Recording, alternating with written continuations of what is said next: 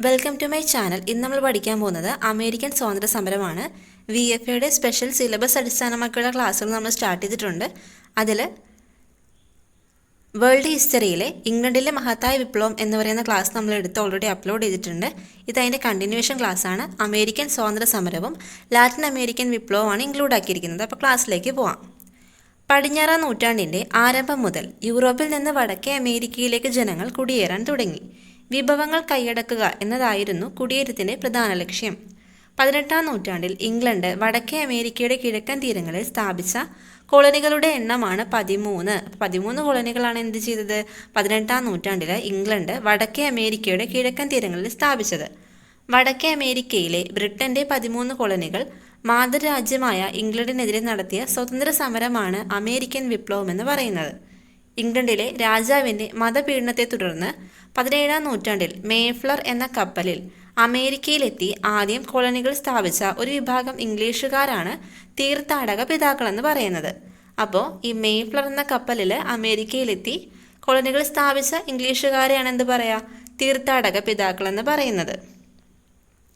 മാതൃരാജ്യമായ ഇംഗ്ലണ്ടിൻ്റെ സഹായത്തോടെ കച്ചവടക്കാർ ഈ കോളനികളിൽ നടപ്പിലാക്കിയ വാണിജ്യ നയമാണ് മെർക്കന്റലിസം. എന്താണ്? മാതൃരാജ്യമായ ഇംഗ്ലണ്ടിൻ്റെ സഹായത്തോടെ കച്ചവടക്കാർ ഈ കോളനികളിൽ നടപ്പിലാക്കിയിട്ടുള്ള വാണിജ്യ നയമാണ് മെർക്കന്റലിസം. ബ്രിട്ടീഷ് പാർലമെൻറ്റ് അമേരിക്കയുടെ 13 കോളനികളിൽ ചുമത്തിയൊരു നികുതിയാണ് പഞ്ചസാര നികുതി. അപ്പോൾ പഞ്ചസാര നികുതിയാണ് എന്ത് ചെയ്ത്? ഈ ബ്രിട്ടീഷ് പാർലമെൻറ്റ് അമേരിക്കയുടെ 13 കോളനികളിൽ ചുമത്തിയ നികുതി. അമേരിക്കൻ സ്വാതന്ത്ര്യ സമരത്തിലേക്ക് നയിച്ച ബ്രിട്ടീഷ് നിയമങ്ങൾ നമുക്ക് നോക്കാം. ഇതെല്ലാം പ്രീവിയസ് ആയിട്ട് ചോദിച്ചിട്ടുള്ളതാണ്. 1773 ടീ ആക്ട്, 1764 കറൻസി നിയമം, 1764 പഞ്ചസാര നിയമം, 1765 സ്റ്റാമ്പ് നിയമം, 1767 ടൗൺ ഷെഡ് നിയമം.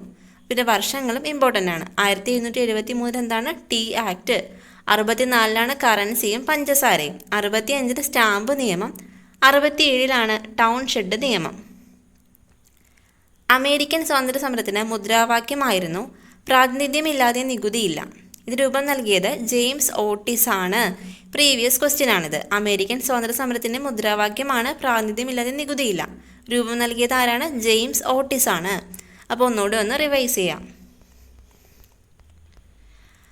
16-ാം നൂറ്റാണ്ടിൻ്റെ ആരംഭം മുതൽ യൂറോപ്പിൽ നിന്ന് വടക്കേ അമേരിക്കയിലേക്ക് ജനങ്ങൾ കുടിയേറാൻ തുടങ്ങി. എന്തായിരുന്നു ലക്ഷ്യം? വിഭവങ്ങൾ കൈയടക്കുക. അങ്ങനെ 18-ാം നൂറ്റാണ്ടിൽ 13 കോളനികൾ എന്ത് ചെയ്തു? ഇംഗ്ലണ്ട് വടക്കേ അമേരിക്കയുടെ കിഴക്കൻ തീരങ്ങളിൽ സ്ഥാപിച്ചു. അപ്പോൾ ഈ ബ്രിട്ടൻ്റെ 13 കോളനികൾ മാതൃരാജ്യമായ ഇംഗ്ലണ്ടിനെതിരെ നടത്തിയിട്ടുള്ള സ്വാതന്ത്ര്യ സമരമാണ് അമേരിക്കൻ വിപ്ലവം. ഇതിലെ രാജാവിൻ്റെ മതപീഡനത്തെ തുടർന്ന് 17-ാം നൂറ്റാണ്ടിലാണ് മേഫ്ലർ എന്ന കപ്പലിൽ അമേരിക്കയിലെത്തി കോളനികൾ സ്ഥാപിച്ച തീർത്ഥാടക പിതാക്കൾ. മാതൃരാജ്യമായ ഇംഗ്ലണ്ടിന്റെ സഹായത്തോടെ കച്ചവടക്കാർ ഈ കോളനികളിൽ നടപ്പാക്കിയുള്ള ഒരു വാണിജ്യ നയമാണ് മെർക്കന്റലിസം. അതുപോലെ തന്നെ പഞ്ചസാര നികുതി ചുമത്തിയായിരുന്നു. ടീ ആക്ടിന്റെ വർഷം 73, കറൻസി പഞ്ചസാര 64, സ്റ്റാമ്പ് നിയമം 765, ടൗൺഷിപ്പ് നിയമം 767. എന്താണ് ബോസ്റ്റൺ ടീ പാർട്ടി എന്ന് നോക്കാം. ഇംഗ്ലീഷ് ഗവൺമെൻറ് തേയിലയുടെ മേൽ ഉയർന്ന നികുതി ചുമത്തിയതിനെതിരായിട്ട് ശക്തമായ പ്രതിഷേധമുയർന്ന രാജ്യമായിരുന്നു അമേരിക്ക. ബോസ്റ്റൺ ടീ പാർട്ടി നടന്നത് 1773 ഡിസംബർ 16-നാണ്. 1773 ഡിസംബർ 16. ഒന്നാം കോണ്ടിനെൻ്റൽ കോൺഗ്രസ് 1774 ഫിലാഡൽഫിയയിൽ നടന്നു. കോൺഗ്രസിൽ പങ്കെടുക്കാതിരുന്ന ഏക കോളനിയായിരുന്നു ജോർജിയ. അപ്പോൾ ഒന്നാം കോണ്ടിനെൻ്റൽ കോൺഗ്രസ്സിൽ പങ്കെടുക്കാതിരുന്ന ഏക കോളനിയായിരുന്നു ജോർജിയ. രണ്ടാം കോണ്ടിനെൻ്റൽ കോൺഗ്രസ് എന്ന് പറയുന്നത് 1775-ലാണ്. കോൺഗ്രസ് സമ്മേളനത്തിലെ സൈന്യത്തിൻ്റെ തലവനായി തിരഞ്ഞെടുക്കപ്പെട്ടത് ജോർജ് വാഷിങ്ടൺ ആണ്. അപ്പോൾ ഈ കോണ്ടിനെൻ്റൽ കോൺഗ്രസിൻ്റെ തലവനായി തിരഞ്ഞെടുത്ത ആരാണ്? ജോർജ് വാഷിങ്ടൺ ആണ്. അമേരിക്കൻ ഐക്യനാടുകളുടെ രാഷ്ട്രപിതാവ് എന്ന് അദ്ദേഹം അറിയപ്പെടുന്നു. അമേരിക്കൻ സ്വാതന്ത്ര്യ സമരവുമായി ബന്ധപ്പെട്ട കോമൺ സെൻസ് എന്ന ലഘുലേഖനം അവതരിപ്പിച്ച വ്യക്തിയാണ് തോമസ് പെയിൻ. അപ്പോൾ തോമസ് പെയിൻ ആണ് കോമൺ സെൻസ് എന്ന ലഘുലേഖ അവതരിപ്പിച്ചത്. ഏതെങ്കിലും വിദേശ ശക്തിക്ക് ഈ വൻകര ദീർഘകാലം കീഴടക്കി കഴിയണം എന്നത് യുക്തിക്ക് നിരക്കുന്നതല്ല എന്ന് പറഞ്ഞത് തോമസ് പെയിൻ ആണ്. അപ്പോൾ വളരെ പെയിൻഫുൾ ആയിട്ടുള്ള കാര്യമാണല്ലോ നമ്മൾ കീഴടങ്ങി കഴിയുക എന്നുള്ളത്. അപ്പോൾ അങ്ങനെ ഓർത്ത് വെച്ചാൽ മതി. ഏതെങ്കിലും വിദേശ ശക്തിക്ക് ഈ വൻകര ദീർഘകാലം കീഴടങ്ങി കഴിയണമെന്നത് യുക്തിക്ക് നിരക്കുന്നതല്ല. മനുഷ്യന് ചില മൗലിക അവകാശങ്ങളുണ്ട്, അതിനെ ഹനിക്കാൻ ഒരു ഗവൺമെൻറ്റിനും അവകാശമില്ല. അപ്പോൾ നമ്മുടെ അവകാശങ്ങളെ ലോക്ക് ചെയ്യാൻ ആർക്കും പറ്റില്ല എന്ന് ഓർത്താൽ മതി. ജോൺ ലോക്കാണത് പറഞ്ഞത്. അപ്പോൾ ഒന്നുകൂടി ജസ്റ്റ് ഒന്ന് റിവൈസ് ചെയ്ത് പോവാം. ബോസ്റ്റൺ ടീ പാർട്ടി നമുക്കറിയാം എന്താണ് കാര്യമെന്നറിയാം. 1773 ഡിസംബർ 16 നടന്നു. 1774 ഫിലാഡൽഫിയയിലെ ഒന്നാം കോണ്ടിനെന്റൽ കോൺഗ്രസ് നടക്കുന്നത്. അതിൽ പങ്കെടുക്കാതിരുന്ന ഏക കോളനിയാണ് ഏത്? ജോർജിയ. 1775 രണ്ടാം കോണ്ടിനെന്റൽ കോൺഗ്രസ് നടക്കുന്നു. അതിൻ്റെ തലവനായിരുന്നു ജോർജ് വാഷിങ്ടൺ. അമേരിക്കൻ ഐക്യനാടുകളുടെ രാഷ്ട്രപിതാവാണ് ജോർജ് വാഷിങ്ടൺ. അതുപോലെ തോമസ് പെയിനാണ് കോമൺ സെൻസ് എന്ന ലഘുലേഖ അവതരിപ്പിച്ചത്. ഏതെങ്കിലും വിദേശ ശക്തിക്ക് ഈ വൻകര ദീർഘകാലം കീഴടക്കി യുക്തിക്ക് നിരക്കുന്നതല്ല എന്ന് പറഞ്ഞത് തോമസ് പെയിനാണ്. മനുഷ്യന് ചില മൗലിക അവകാശങ്ങളുണ്ട്, അതിനെ ഹനിക്കാൻ ഒരു ഗവൺമെന്റിനും അവകാശമില്ല എന്ന് പറഞ്ഞത് ജോൺ ലോക്കാണ്.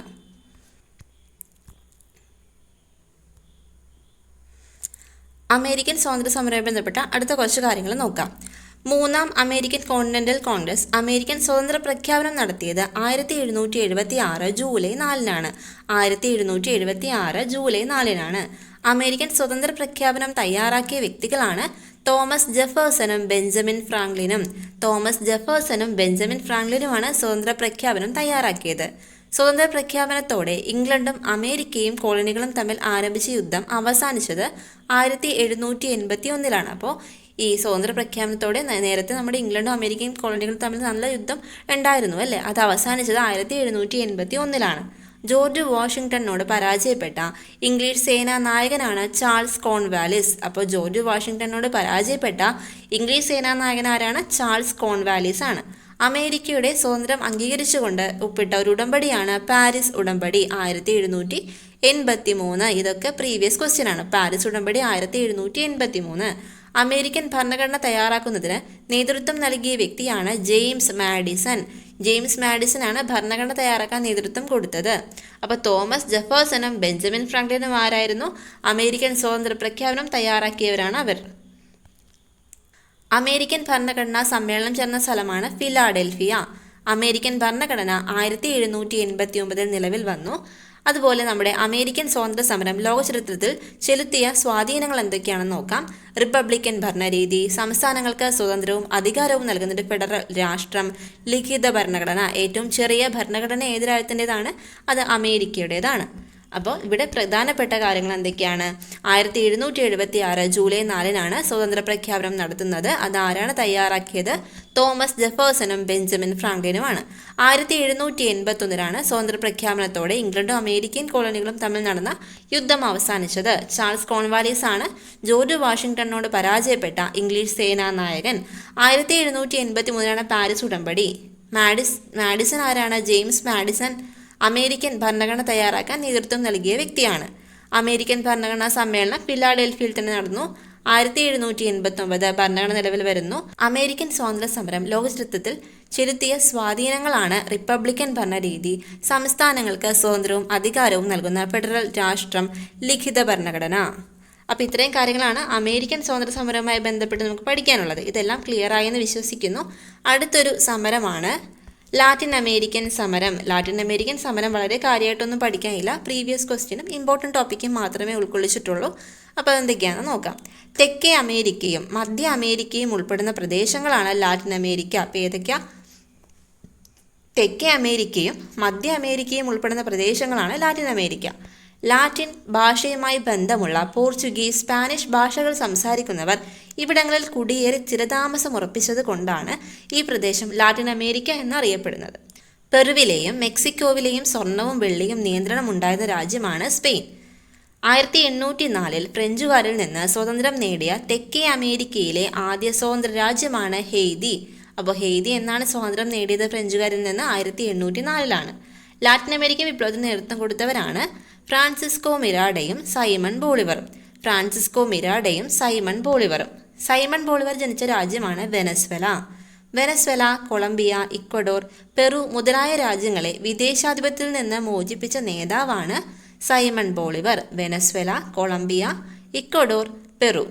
വിമോചകൻ, തെക്കേ അമേരിക്കയുടെ ജോർജ് വാഷിങ്ടൺ എന്നെല്ലാം അറിയപ്പെടുന്നത് സൈമൺ ബോളിവർ ആണ്. അർജന്റീന, ചിലി തുടങ്ങിയ രാജ്യങ്ങളെ വിദേശാധിപത്യത്തിൽ നിന്ന് മോചിപ്പിക്കാൻ നേതൃത്വം നൽകിയ നേതാവാണ് ജോസേ ഡി സാൻ മാർട്ടിൻ. അപ്പോൾ നമ്മൾ പറഞ്ഞു വെനസ്വേല, കൊളംബിയ, ഇക്വഡോർ, പെറു ആണെങ്കിൽ സൈമൺ ബോളിവറും, അർജന്റീന, ചിലി തുടങ്ങിയ രാജ്യങ്ങളാണെങ്കിൽ ജോസേ ഡി സാൻ മാർട്ടിനുമാണ്. ലാറ്റിൻ അമേരിക്കൻ രാജ്യങ്ങളുടെ സംരക്ഷകൻ എന്നും അദ്ദേഹം അറിയപ്പെടുന്നു. പ്രാചീന സംസ്കാരത്തിൻ്റെ കേന്ദ്രങ്ങളിൽ പ്രധാനപ്പെട്ടതും മാച്ചു പിച്ചു അത് സ്ഥിതി ചെയ്യുന്ന രാജ്യമാണ് പെറു. മാച്ചു പിച്ചു പെറുവിലാണ്. മാച്ചു പിച്ചുവിൻ്റെ ഉയരങ്ങൾ എന്ന കാവ്യം രചിച്ചത് പാബ്ലോ നെരൂദയാണ്.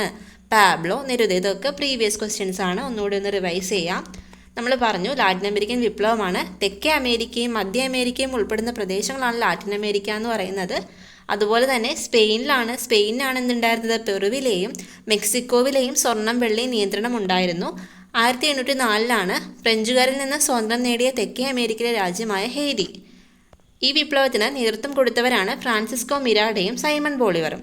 സൈമൺ ബോളിവർ വെനസ്വേലയിൽ ജനിച്ചു. അദ്ദേഹം വെനസ്വേല, കൊളംബിയ, ഇക്വഡോർ, പെറു തുടങ്ങിയ രാജ്യങ്ങളെ വിദേശാധിപത്യത്തിൽ നിന്ന് മോചിപ്പിച്ച നേതാവാണ്. വിമോചകൻ, തെക്കേ അമേരിക്കയുടെ ജോർജ് വാഷിംഗ്ടൺ എന്നൊക്കെ അദ്ദേഹം അറിയപ്പെടുന്നു. അർജന്റീന, ചിലി തുടങ്ങിയ രാജ്യങ്ങളെ ആണെങ്കിൽ ജോസെ ഡി സാൻ മാർട്ടിനാണ് മോചിപ്പിച്ചത്. ലാറ്റിൻ അമേരിക്കൻ രാജ്യങ്ങളുടെ സംരക്ഷകനാണ് ജോസെ ഡി സാൻ മാർട്ടിൻ. പ്രാചീന സംസ്കാരത്തിലെ കേന്ദ്രങ്ങളിൽ പ്രധാനപ്പെട്ടത് മാച്ചു പിച്ചു ആണ്. അതെവിടെയാണ്? പെറുവിലാണ്. മാച്ചു പിച്ചുവിൻ്റെ ഉയരങ്ങൾ എന്ന കാവ്യം രചിച്ചത് പാബ്ലോ നെരൂദയാണ്. അപ്പോൾ ഇത്രയും കാര്യങ്ങൾ കൃത്യമായിട്ട് പഠിക്കുക. ഇമ്പോർട്ടൻ്റ് ആയിട്ടുള്ള കാര്യങ്ങൾ മാത്രമേ നമ്മൾ ക്ലാസ്സിൽ ഉൾക്കൊള്ളിച്ചിട്ടുള്ളൂ. അപ്പോൾ അത് മാത്രം പഠിച്ചാൽ പോരാ, കുറച്ചുകൂടി ഡീറ്റെയിൽ ആയിട്ട് SCERT സിലബസ് അടക്കമുള്ള കാര്യങ്ങൾ നമ്മൾ വരും ക്ലാസ്സുകളിൽ ഉൾപ്പെടുത്തുന്നതായിരിക്കും. അപ്പോൾ എല്ലാവരും നന്നായിട്ട് പഠിക്കുക. ക്ലാസ്സുകൾ ഷെയർ ചെയ്ത് കൊടുക്കുക. സബ്സ്ക്രൈബ് ചെയ്ത് ആരെങ്കിലും കാണുന്നുണ്ടെങ്കിൽ സബ്സ്ക്രൈബ് ചെയ്യുക. Thank you.